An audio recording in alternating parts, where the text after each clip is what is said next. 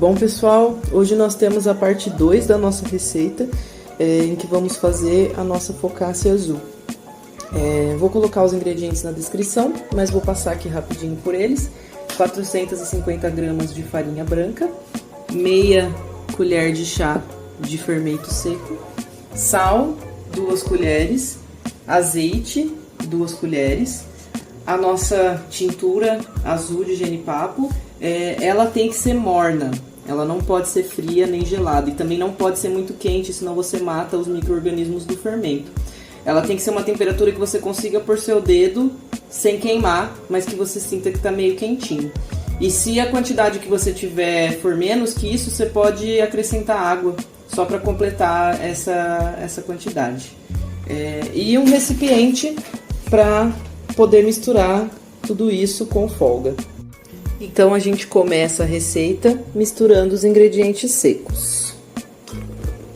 Farinha.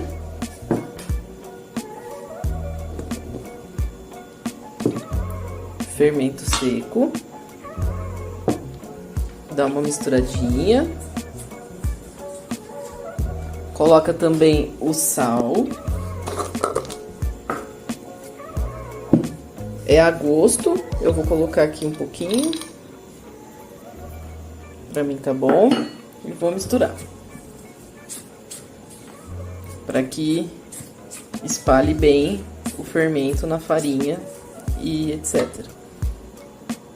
Agora a gente coloca a nossa água azul.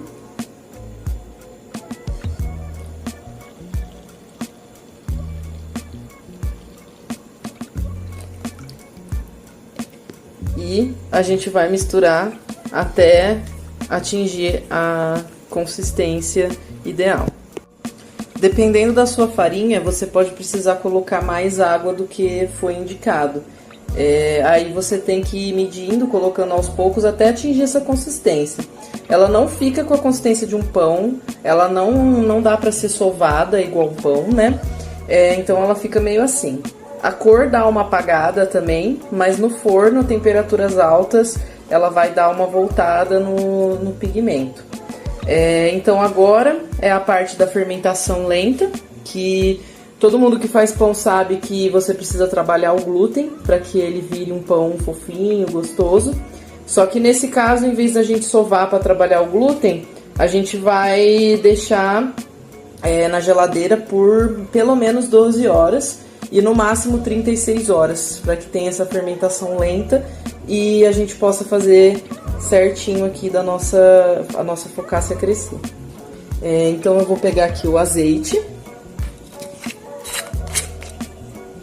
Vocês têm que pegar uma vasilha que seja grande o suficiente para a massa crescer. Então vocês vão pôr aqui nessa vasilha 2 colheres de azeite. Colocado o azeite no fundo, a gente vai verter essa massa sem muito cuidado, só verter mesmo sobre isso.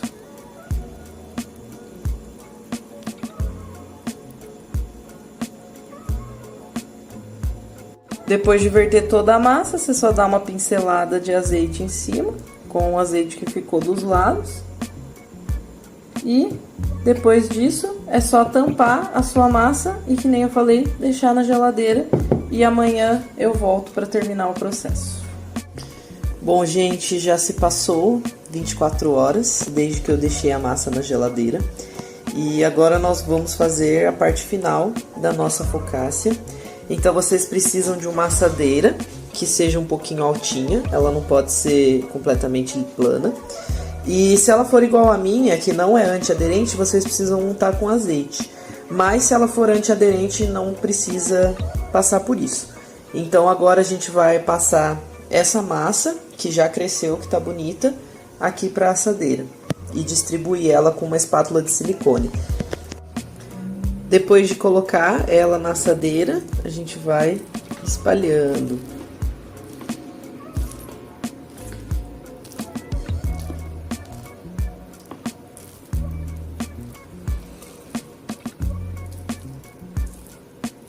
Até que fique na assadeira toda.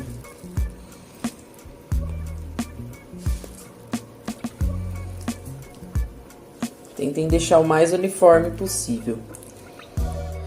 Depois de espalhada pela assadeira, a gente ainda vai deixar essa massa descansar por mais 50 minutos, até que ela fique em temperatura ambiente, para que a gente possa finalmente assar e depois comer o nosso pão. Então, vocês vão cobrir com um pano.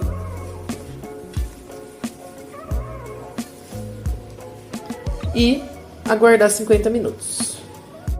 Então, depois de 50 minutos, aqui está a nossa focaccia. A focaccia ela é famosa por ela ter tipo uns furos na massa, então agora a gente vai fazer eles.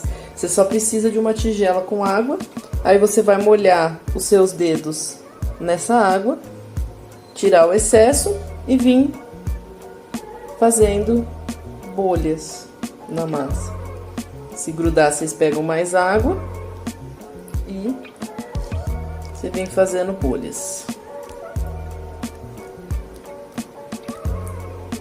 Até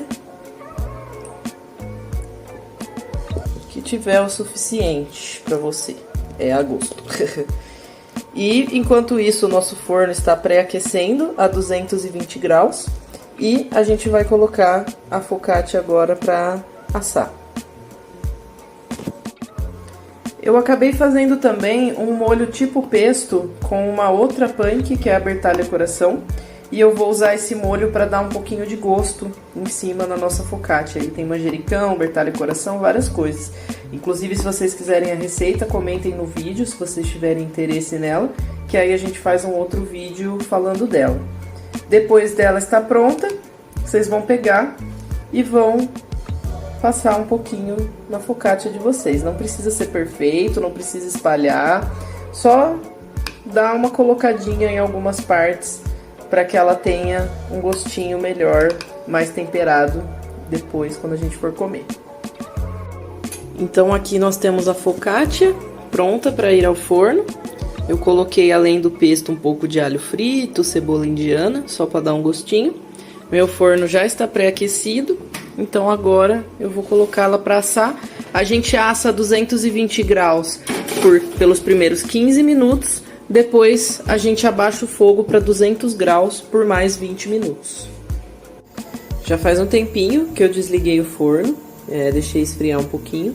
E agora a gente vai ver como ficou a nossa focaccia.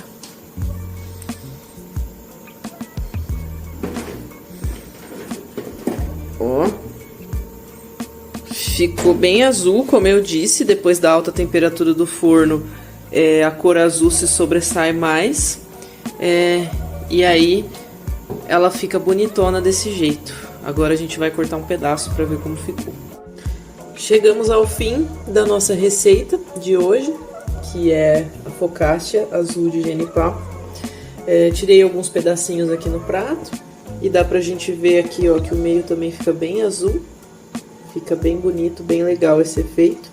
E é um corante 100% natural, que vocês podem estar utilizando em qualquer alimento que vocês quiserem. Então fica a dica, ao invés de utilizar um corante artificial, que vocês vão comprar aí com produtos químicos, usem o genipapo à medida do possível.